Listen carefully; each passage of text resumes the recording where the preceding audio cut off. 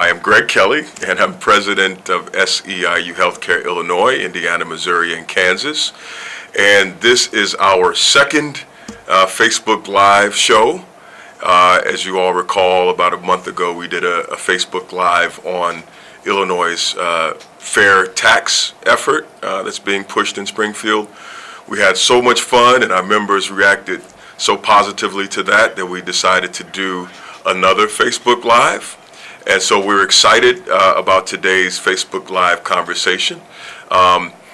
If you want, share the broadcast. We're going to be here live talking about the mayoral inauguration as well as the inauguration of our new city council. Today was a very exciting day in the city of Chicago as we saw our new mayor get sworn in, and our new city council. All 50 aldermen were elected, were sworn in today. And so we want to have a conversation today about the new city council and the new mayor, but we're also going to talk to one of our members who worked on one of the campaigns this last cycle. So come on in, everybody, join the Facebook Live conversation. Feel free to share the broadcast and offer any comments or questions you might have. So we have some very special guests with us here tonight. Our first guest is newly sworn in alderwoman. Now see, this is what I've always wanted to ask. Do you prefer alderman or alderwoman or alderperson, or does it matter to you? I don't like any of those. I'm just the person the community elected to help them organize and get my community in order. Right. So I ain't really into titles, but if I had to choose, alderwoman is all right. Well, that's what I'm going to go with.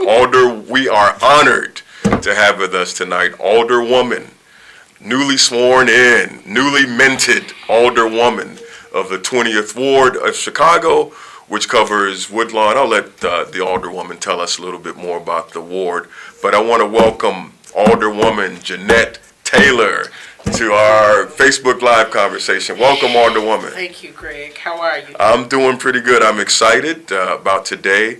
I was at the inauguration today and was really excited to see you there and so many of your new colleagues who we think the world of, and even in the midst of the challenges that our city faces, you all really bring some hope to all of us, particularly for you being from Woodlawn, which is near and dear to my heart, my family's longtime ward. So welcome, and tell us how you feel about today.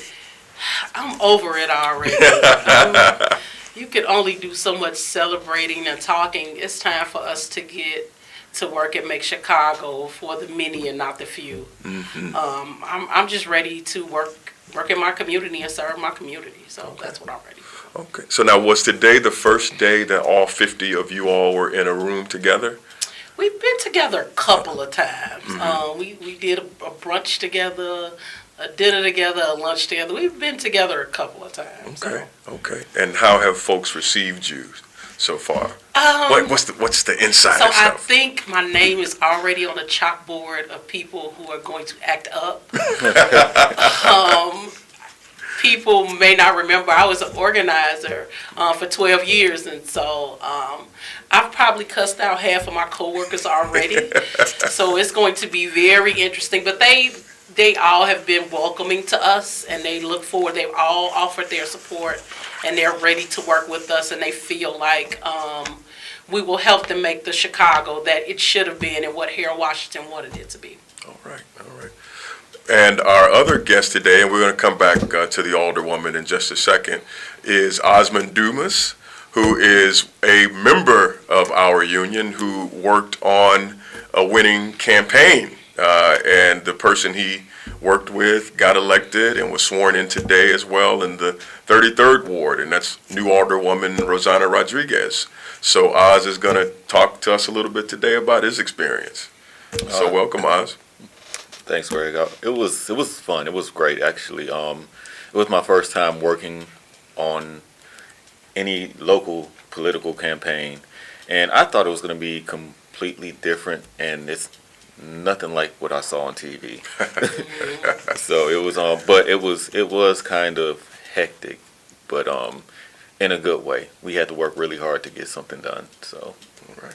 All right. So, Alderwoman, we know that the election has been some time now.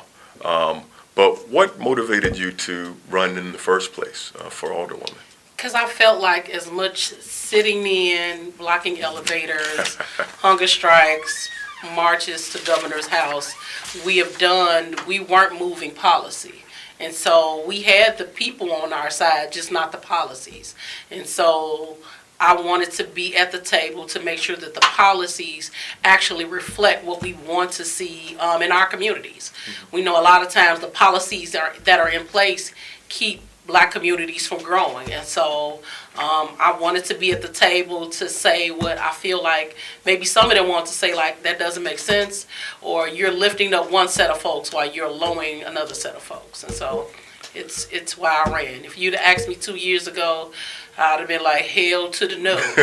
Those people down there ain't really doing that good of a job. So I wouldn't want to do it. But now I feel like we're in a space that we have the opportunity to create some real change. And we've built a citywide coalition that includes SEIU members. So shout out to Samantha, Keena, Kim, Costin. It was a bunch of good folks that came from SEIU that worked on my campaign. Miss Minnie, if I ain't say Miss Minnie, she'll kill me, that worked on my campaign. And so I've worked with these folks over the years in this coalition building. And so it helped get some good folks into office this time around. So you've been on the ground doing the work in the community for a while. I have. And you stepped up to the challenge and ran for alderman, and you won the first time out. What does that say to you? That says people are tired of the same old, and that you can be yourself. Other than putting on makeup, I was Jeanette the entire time. I said what I felt, but I also realized that a lot of people were feeling the exact same thing I was feeling. Aldermen make $120,000. They get a pension for the rest of their lives, and they don't represent the people they're elected to represent. And so we're just tired of the same old. And so it was the city really sending a message to say, we're going to put the people that we know that have been on the battlefield, that we know are fighting, into those seats. And they did that for some in February, for others in April. Now, what are some of the challenges that you see that need to be addressed for the 20th Ward as you step into the council? So the 20th Ward encompasses Woodlawn, Washington Park, Back of the Yards, New City, which is Motown, Greater Grand Crossing, and Inglewood. And we're about to get the Obama Presidential Center. And so we know anytime investment happens in Black and brown communities, low income and working families are the first to be displaced. And so what we want to do is call a CBA ordinance, which says that anytime you use our TIF dollars, our tax dollars, like they doing in Lincoln Yards and the 78, that the people who actually live in those communities are able to benefit from it. So we get the jobs, we get the property tax freeze, they put money in the land trust to allow us to start businesses if that's what we want to do in the community, and to also make sure that those long-term stakeholders and renters are able to stay, because we know when the property taxes go up, the rents will go up. We got a lot of folks in the community who are elders, who've owned their properties for years, who can't afford an increase in anything because they're on a fixed income. And if these taxes start to go up, they'll be displaced. And so Chicago is infamous for displacing Black and brown folks. And we got to get people brave enough to say that that's a no. We can't do that. That's not how we can operate business, especially when our communities, think about this, in the last 10 years, they've raised $465 million on tickets in my community, where the median income is only $40,000. So you're profiting and making the city rich off poor folks.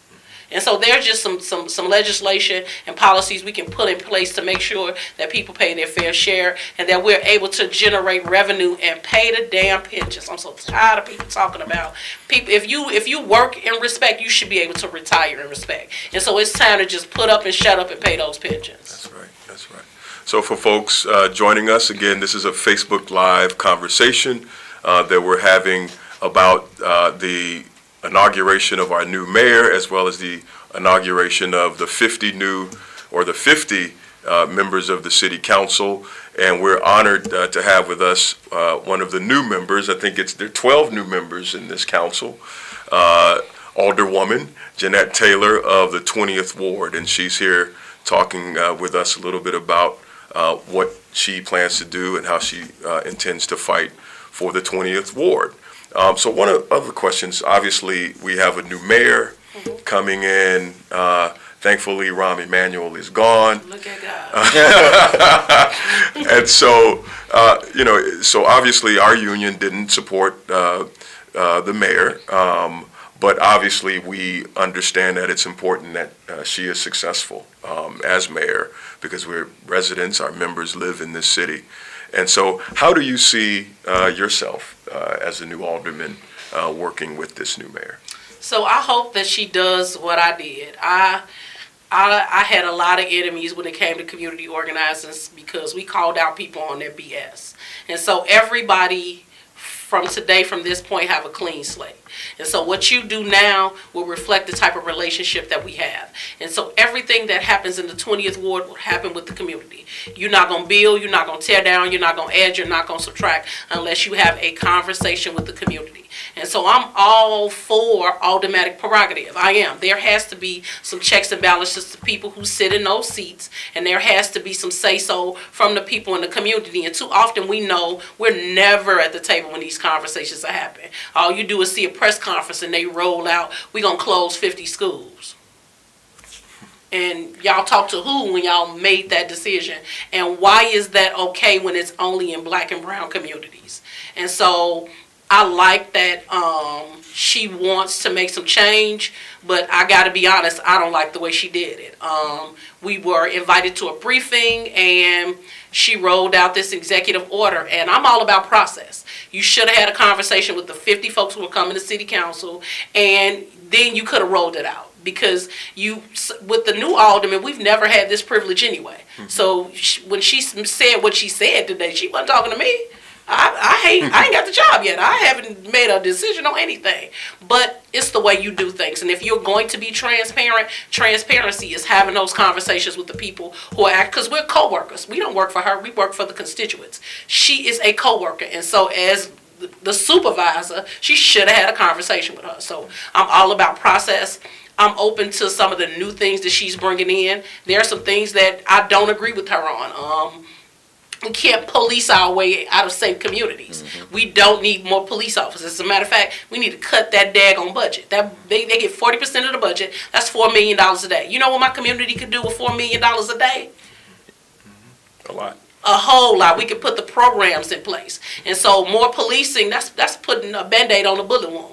We cannot continue to do things like that. And so I'm interested in having a conversation with her just about the 20th Ward at whole, but I'm looking to join the majority of the committees because those decisions they make in the committee and what they decide to bring out definitely affect my community.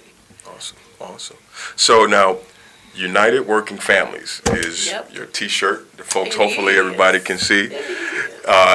United Working Families, we are, as SEIU Healthcare, very much involved with United Working Families, along with CTU, Grassroots Collaborative, Action Now, a number of other groups. Mm-hmm. And can you talk a little bit about, like, for you, what United Working Families is and why are you wearing a T-shirt? So first of all, they gift this to me. You see it says Alderman on the It does. So I was brought to United Working Families through POOL, which is People United for Action. And it was the organization that helped support Jay Travis the two times she ran for office. And so I worked in coalition with the unions. I want people all out through the whole campaign. I got all this pushback. You got all that union money. I worked with them for 10 years and organized with them. I should have gotten that support.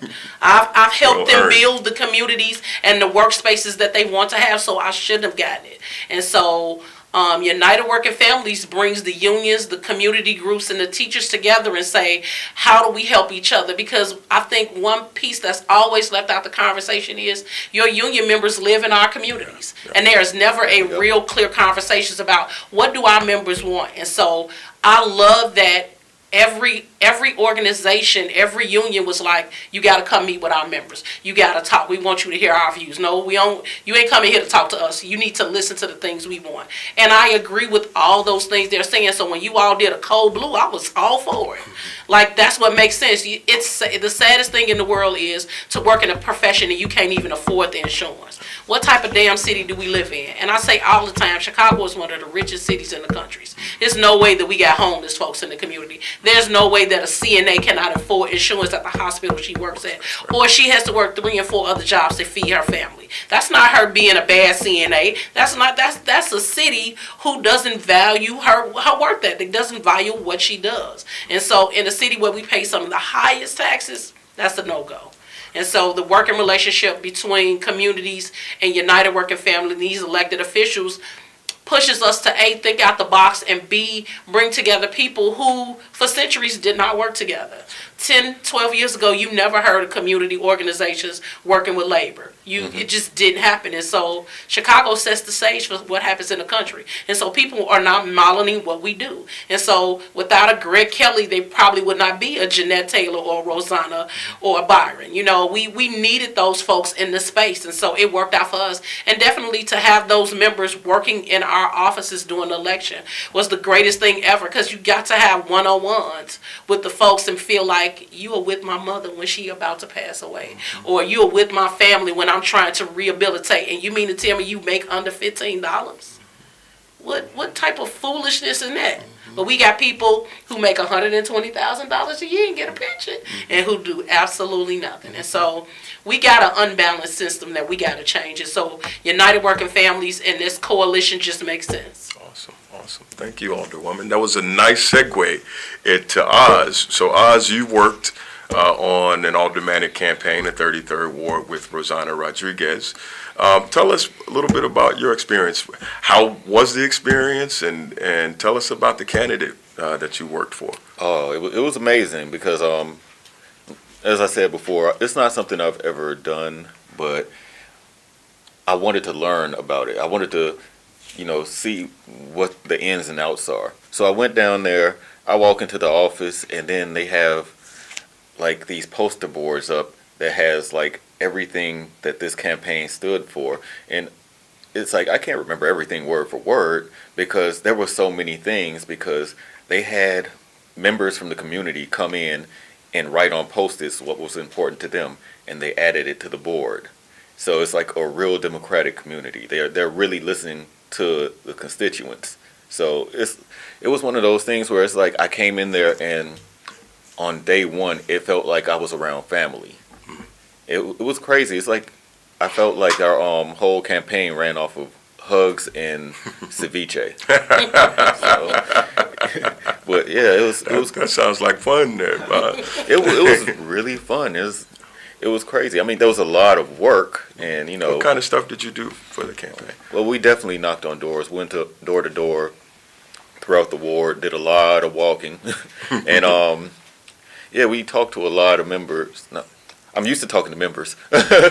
We talked to a lot of voters out there. So the voters some of them were, very receptive.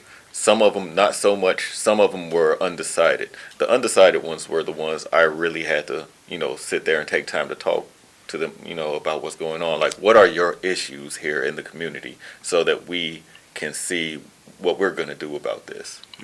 We're all working together here. So that's one of the things we did. We also did a lot of phone banking.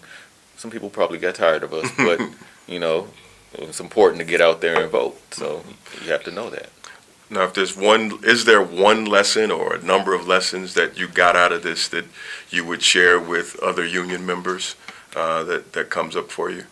Well, one of the lessons I've learned doing this is I had no idea how important a local race was, like to vote for aldermen.